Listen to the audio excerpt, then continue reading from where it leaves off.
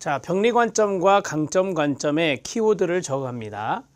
아무래도 병리는 우리가 보통 병원에서 많이 쓰는 의료 용어와 비슷합니다. 그래서 증상이라고 하는 단어가 있을 거예요. 증상이라고 하는 단어. 자, 이 증상이라고 하는 단어는 바로 이제 진단이란 단어와 같이 묶어질 수가 있습니다. 그리고 이것은 이 클라이언트의 진술, 이것을 일종의 환자의 진술로 보게 되니까 상당히 회의적이다. 인정하지 않고 회의적이다. 이렇게 이야기가 나옵니다. 클라이언트의 진술은 회의적이다. 이런 이야기가 들어있고요. 이 병리 관점은 5번에 밑줄 쳤었잖아요. 어린 시절의 트라우마, 그 상처는 바로 이 성인기의 병리의 하나의 전조현상이다 라고 하는 거예요. 그래서 어린 시절의 과거라고 하면 되는데, 어린 시절의 상처는 성인기의 병리를 예측할 수 있다. 예측 가능하다. 이렇게 말할 수 있습니다. 자, 이 병리 관점은 아무래도 치료자 중심이에요. 그렇죠? 전문가가 치료자가 되는데 치료자가 중심이 된다. 이렇게 정리하시면 됩니다. 전문가 중심 이렇게 쓸까요? 전문가 중심. 병리 관점은 목적이 뭐냐면 이 녀석을 완화시키는 겁니다. 이 녀석을 완화시키는 것이기 때문에 바로 증상의 완화가 바로 목적이 된다. 이렇게 정리할 수 있죠.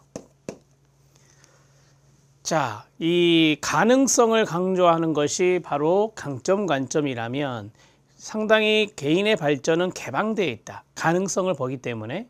하지만 여기 병리 관점은 개방되어 있지 않다. 즉 폐쇄적이다 라고 해요. 그래서 폐쇄적 시각을 가지고 있습니다. 폐쇄적 관점이라고 하죠. 이 정도 정리하시면 될 것 같고요. 강점 관점 이야기를 하겠습니다. 강점 관점은 장점이라든지 자원이라든지 가능성이라든지 이러한 것들이 이제 다 키워드가 될 수 있어요. 자, 클라이언트의 진술을 인정한다라고 해요. 클라이언트의 진술을 인정한다. 자, 그리고 어린 시절에 상처가 있는데 과거 상처라고 쓰겠습니다. 과거 상처는 성계 병리를 예측하기 어렵다라고 합니다. 성계 병리를 예측하기 어렵다. 좀 더 이걸 풀어서 말씀드리면 과거에 상처가 있다 하더라도 그 상처는 그 사람을 강하게 할 수도 있고 약하게도 할 수 있다라고 하는 거예요. 그래서 성인기의 병리를 예측하기는 어렵다 이렇게 말하는 것입니다. 자, 자원이라고 앞에서 썼는데요. 자원은 클라이언트 개인도 될 수 있고 그 다음에 주변의 많은 사람들, 주변의 환경이라고 쓸까요? 주변의 환경이 바로 이제 클라이언트의 자원들이 될 수 있습니다. 클라이언트의 동료가 될 수도 있고 클라이언트의 가족이 될 수도 있고 클라이언트를 돕는 전문가도 될 수 있는 것입니다. 자, 그 다음에 개인의 발전은 개방되어 있다라고 해요. 그래서 개방적 관점을 취한다. 개방적 관점을 취한다라고 보고 여기에 목적은 뭐냐면 우리가 앞에서 임파워먼트 모델은 강점 관점을 취한다라고 했잖아요. 그 사람의 삶에 함께합니다. 그래서 파트너십, 동반자로서 그리고 그 사람의 어떠한 역량을 강화시키는 그 사람의 어떤 삶의 의미를 확고히 해주는 그러한 것들이 바로 역량 강화다 이렇게 말할 수 있거든요. 그래서 파트너십과 역량을 클라이언트 역량입니다. 그걸 강화하는 것을 목적으로 한다. 이렇게 정리하시면 돼요. 자, 병리 관점과 강점 관점에 대한 설명을 쭉 해드렸으니까 충분히 이해는 되실 건데 강점 관점의 문제를 보면 정말 쉽습니다. 누구든지 다 풀 수 있는 문제, 공부를 어느 정도 하면 풀 수 있는 문제예요. 그래서 너무 걱정하지 마셔라. 자, 병리 관점 보겠습니다. 개인을 진단에 따른 증상을 가진 사례로 규정하고요. 치료의 초점이 문제에 있습니다. 그렇습니다. 문제를 해결하는 것이죠. 이 증상 자체가 문제라고 보시면 돼요. 그 다음에 클라이언트의 진술은 전문가에 의해서 재해석되어 진단에 활용된다. 사회복지사는 클라이언트 진술에 회의적이다. 어린 시절의 상처는 성기의 병리를 예측할 수 있는 전조가 된다. 치료의 핵심은 실무자, 이 실무자가 바로 전문가가 되는 거예요. 전문가에 의해서 고안된 치료 계획이다. 사회복지사는 클라이언트 삶의 전문가가 되고 이 클라이언트인 전문가가 중요한 위치를 차지하게 되는 겁니다. 개인의 발전은 병리에 의해서 제한된다라고 했어요. 그래서 폐쇄적이죠. 자, 그 다음 변화를 위한 자원은 전문가의 지식과 기술이다. 돕는 목적은 행동이든 감정이든 사고든 관계의 부정적인 개인적, 사회적 결과의 증상의 영향을 감소하는 것이다 라고 했어요. 이걸 저는 증상 완화 이렇게 말한 겁니다. 자, 강점, 관점 봅니다. 개인의 강점 또는 장점이라고 할 수 있죠. 기질, 재능, 자원을 가진 독특한 존재로 규정하고요. 치료의 초점은 가능성에 있습니다. 가능성이라는 단어도 힌트가 된다라고 말했어요. 클라이언트의 진술은 그 사람을 알아가고 평가하는 중요한 방법 중에 하나이기 때문에 사회복지사는 클라이언트의 진술을 인정하는 입장입니다. 어린 시절의 상처는 개인을 약하게 할 수도 있고 강하게 할 수 있다. 따라서 어린 시절의 상처, 즉 외상은 예측적이지 못하다라고 하는 것은 성인기의 병리를 예측할 수 있는 것은 아니다라고 말하는 겁니다. 치료의 핵심은 개인, 가족, 지역사회 참여가 되는 거죠. 이게 바로 전문가들이고 그 다음에 자본들이 되는 겁니다. 개인, 가족, 지역사회가 클라이언트 삶의 전문가가 된다. 이 전문가가 사회복지사로 한정하지 않죠. 클라이언트 자신이 전문가가 될 수 있어요. 그냥 가족이 될 수도 있고 지역사회도 될 수 있어요. 이것을 우리가 앞에서 클라이언트의 내적, 외적 자원이란 말을 썼습니다. 개인의 발전은 항상 개방되어 있는 입장이고요. 변화를 위한 자원은 개인, 가족, 지역사회의 장점, 능력, 적응 기술을 말할 수 있습니다. 돕는 목적은 그 사람, 즉 클라이언트 삶에 함께하며 가치를 확보해야 한다.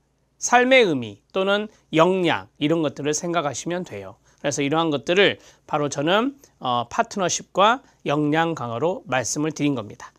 이 정도 정리하시죠. 병리 관점과 강점 관점까지 정리해서 개인 대상 사회복지 실천이 핵심 요약집에 있는 내용이 끝났습니다. 이제 가족으로 들어가겠습니다.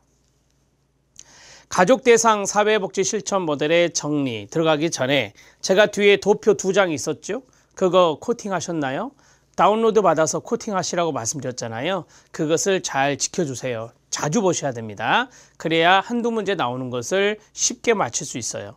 자, 개인 대상 모델의 내용이 다 끝났습니다. 그럼 여러분들은 그것이 도표를 보면서 복습이 이루어졌어야 됩니다. 자, 이제 가족 대상 사회복지 실천 모델 들어가는데 이것도 마찬가지 제가 수업을 끝내면 여러분들이 그 모델에 대한 복습을 꼭 해주셔야 됩니다.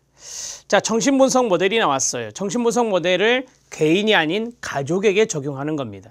그러면 대개 가족 구성원들의 심리적인 측면, 내적 심리 여기에 접근하는 거죠. 무의식 이런 것들이 여기에 들어가는데 가족이나 개인의 내면에 묻어 숨긴 것을 정화하기 위해서 경청이나 감정의 공감, 해석, 분석적 중립성의 유지라는 기본적인 기법이 사용된다. 물론 자유연상 기법도 사용되겠죠. 자, 행동 수정 모델은 학습 원리를 적용하는 겁니다. 자, 가족 구성원들의 바람직하지 못한 행동이 문제의 표적이 됐다, 초점이 됐다면 행동 수정 모델로 들어가야 되겠죠. 일명 행동주의 모델이라고도 합니다. 행동을 수정함에 있어 정적 강화 등의 학습 이론의 원리를 이용하여 학습 이론만 밑줄 쳐주시면 돼요. 학습 이론 나오면 행동 수정 모델이죠. 가족 성원들, 가족원들 사이의 부적응 행동이 어떻게 발달하는지를 설명하고 가족들에게 강화 행동을 변경하도록 지도하는 것입니다. 이 강화 행동을 변경하도록 해서 강화 행동은 지금 부적절하게 많이 나타나고 있는, 부적절하게 촉진되고 있는 행동을 변경해야 된다는 것을 의미하는 것입니다. 다세대 가족치료 모델입니다. 여기서부터 중요한 것이 나오죠. 자, 날개 쪽에 키워드를 한번 써보시기 바랍니다. 다세대 가족치료인데 그냥 간단하게 다세대 치료 이렇게 쓰겠습니다. 다세대적 치료 그렇게 할까요? 적자를 넣으면 조금 더 나으니까 다세대적 치료입니다. 머레이 보웬이 대표적인 학자고요. 자, 시험에 나올 법한 단어만 쏙쏙 적어 드립니다. 첫 번째 자아 분화입니다. 자, 두 번째로는 삼각관계입니다. 세 번째로는 가계도 작성입니다. 네 번째로는 탈삼각화입니다. 마지막은 우리가 가계도에서 정서적 관계를 알아볼 수 있다라고 했죠. 그래서 정서 체계 이론, 정확히 말할게요. 정서적 관계 체계 이론, 정서적 관계 체계 이론에 입각한 것이 바로 다세대 가족 치료입니다. 이 정도 알아두시면 돼요. 자, 자아분화라고 하는 것은 긍정 용어입니다. 그러니까 어떤 가족 성원이 있으면 원 가족으로부터의 분화를 말하는 거예요. 그래서 이것이 높으면 좋은 거예요. 높으면 좋은 건데 예를 들어서 자율성이라고 하는 거, 가족원의 자율성이 높아질 수 있는 것이 바로 자아분화 수준이 높았을 때입니다. 반대로 자아분화 수준이 낮은 가족 성원은 의존적인 가족 성원이 되는 거예요. 삼각관계는 부정어예요. 부정어인데 트라이앵귤레이션이라고 하는 것인데 만약에 부부간의 갈등이 있다. 그러면은 자녀들을 끌어들이죠. 그 갈등을 완충시키기 위해서. 그게 바로 삼각관계인 것입니다. 따라서 이거는 부정적 정서 관계를 나타내는 것입니다. 부정적인 정서 관계예요. 그럼 이것으로부터 제3의 성원을 분리해야 되잖아요. 그게 바로 이거예요. 탈삼각화가 제3의 성원을 분리시키는 겁니다. 제3의 성원을 분리시키는 거다. 이렇게 정리하시면 돼요. 자, 이 정도 알아두시면 되고요. 다세대 가족 치료 모델 들어갑니다. 개인이 그의 가족 자아로부터 분화된 확고한 자아를 수립하도록 하기 위한 치료 이론이다. 자아 분화에 밑줄치면 돼요. 보이는 인간의 자아 속에는 감정과 지성 또는 이성이라고도 하죠. 감정과 지성이 서로 용해 또는 분리되어 있다고 보고 감정과 사고 또는 감정과 이성이 뚜렷하게 구분된 사람을 자아분화 수준이 높다고 이야기하고 있습니다. 목적은 두 가지인데 이겁니다. 자아분화 수준을 끌어올려서 삼각관계로부터 벗어나는 것인데요. 목적은 동그라미 1, 자아분화 수준을 높이고 동그라미 2, 문제가 되는 삼각관계에서 벗어나는 탈삼각화를 이루는 것이다 라고 했어요. 이 정도 알아두시면 돼요. 자, 이제 뒤에 기법이 나와요. 기법이 나오는데 기법이 바로 여기에 있어요. 이게 탈삼각화 기법이에요. 가계도 작성 이런 것들을 우리가 다 기법이라고 말할 수 있어요. 지금 제가 기법까지 같이 써버린 겁니다. 아셨죠?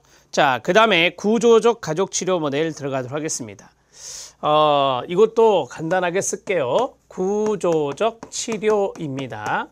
구조적 치료는 미누친이 대표적인 학자인데 첫 번째는 이게 기능적 구조입니다. 가족의 기능적 구조가 되는데 기능적 구조에는 뭐가 있느냐? 경계 만들기가 있어요. 경계 만들기, 합류하기, 경계 만들기, 합류하기, 균형 깨뜨리기. 권력의 역기능적인 균형을 깨뜨리는 작업이 됩니다. 이런 것들이 바로 이제 기법이 돼요. 기법이 되고, 자, 제가 이거 쭉 이야기하면서 키워드를 해줬는데 경계란 단어가 있고 이게 권력의 역기능적 균형이라고 그랬잖아요. 그래서 두 번째는 미누치는 가족의 경계를 보았어요. 가족의 하위 체계를 보았어요. 가족의 권력을 보았어요. 이 정도만 정리하셔도 돼요. 자, 구조적 가족 치료는 이 구조는 바로 가족의 펑션, 즉 기능적인 차원을 봤는데 이것을 가지고 경계나 하위 체계나 권력 이런 것에 문제가 있는지 그것을 살펴서 이런 기법을 사용했다라고 하는 겁니다. 이해되시죠? 어려운 거 아니고요. 자, 목적이 뭘까요? 목적. 가족의 경계에 문제가 있어요. 하위 체계에 문제가 있어요. 권력에 문제가 있어요. 그러면 그거를 고쳐야죠. 그게 바로 재구조화, 리스트럭처라고 하는 재구조화가 바로 목적이 되는 겁니다. 자, 됐습니다.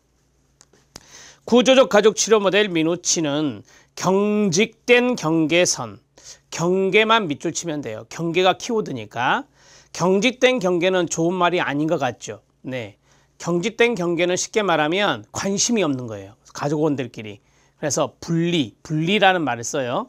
자, 분리와 혼돈된 밀착된 경계선, 또 경계가 나왔죠. 혼돈된과 밀착은 동의어거든요. 이건 또 뭘까요? 간섭이 너무 심한 거예요. 간섭이 너무 심한 걸 말해요. 그래서 이럴 때는 밀착이 가족의 문제를 유발하며 명확한 경계선이 좋은 말이에요. 명확한 경계선이 기능적인 가족의 경계거든요. 그래서 명확한 경계선이 설정되어야 합니다. 명확한 경계선에서는 가족원은 지지받고 건강하게 양육되며 독립과 자율이 허락되는 겁니다. 그러니까 쉽게 말씀드리면 자율성도 있으면서 관심도 받는 거죠. 그게 바로 이제 명확한 경계라고 보시면 됩니다. 명확한 경계선은 개인뿐 아니라 하위 체계의 밑줄, 하위 체계도 나온다 그랬잖아요. 하위 체계 간의 경계가 명백하여 부모 자녀 체계에서 부모는 자녀에게 위협적이지 않은 상태여야 돼요. 위협적이면 역기능적 가족이 되는 거잖아요. 위협적이지 않은 상태에서 부모로서의 권위, 자, 부모가 이제 자녀에게 위협적이지 않은 권위를 가지고 있는 거죠. 부부 중 어느 한쪽이 자녀와 배우자보다 더 친밀하지 않아야 함을 강조한다라고 했어요. 그러니까 한쪽으로 치우침이 없어야 된다라고 하는 거예요. 우리가 자율성을 주든 또는 친밀감을 가지든 이런 것들은 어느 한쪽에 치우침이 없어야 된다라고 하는 것을 이야기하는 겁니다. 목적은 재구조화에만 밑줄 치면 돼요. 목적은 가족 구조의 재구조화로서, 그 다음 우리 시험에 나온 거예요. 같이 읽어요. 가로하고 시작. 가족이 적절한 기능을 수행할 수 있도록 돕는 것이다. 가로 닫고요. 여기서 힌트가 뭐예요? 자, 힌트를 찾아보세요. 그렇습니다. 기능이란 단어죠. 기능. 적절한 기능을 수행할 수 있다. 제가 말씀드렸잖아요. 기능적 구조라고. 그래서 경계적인 측면의 기능과 하위 체계적인 측면의 기능과 권력적인 측면의 기능, 이러한 것들을 적절하게 수행할 수 있도록 돕는 것이 바로 가족의 재구조화가 된다. 3번 지문 꼭 아셔야 돼요. 3번 지문 시험에 나왔던 거니까. 자, 5번째는 베이트슨의 의사소통 가족치료인데요. 이건 아직까지 출제된 바는 없습니다. 가장 큰 특징은 우리가 이제 가족원들하고 소통을 한다 하잖아요. 그러면은 소통의 내용이 있을 것이고, 이 사람의 의사소통 유형은 무엇인가? 그걸 이제 보는 의사소통의 유형도 있을 것이고, 의사소통의 과정도 있을 것이고, 그런데 이 베이트슨의 의사소통 가족치료 모델은요, 내용이 중요한 게 아니에요. 내용이 중요한 게 아니라 의사소통의 과정을 보면서 이 사람이 어떠한 유형을 가지고 있구나, 그것에 초점을 둡니다. 가장 큰 특징은 의사소통의 내용보다 가족 간의 의사소통의 과정과 형태, 이 형태가 바로 유형이라고 말할 수 있죠. 그걸 중시한다는 점입니다. 가족에게 명확한 의사소통의 규칙을 가르치고 가족이 사용하고 있는 의사소통의 유형을 분석하고 설명함으로써 가족의 의사소통 상호작용을 조절하는 겁니다. 이것을 이제 더 발전시키는 것이 바로 경험적 가족치료예요.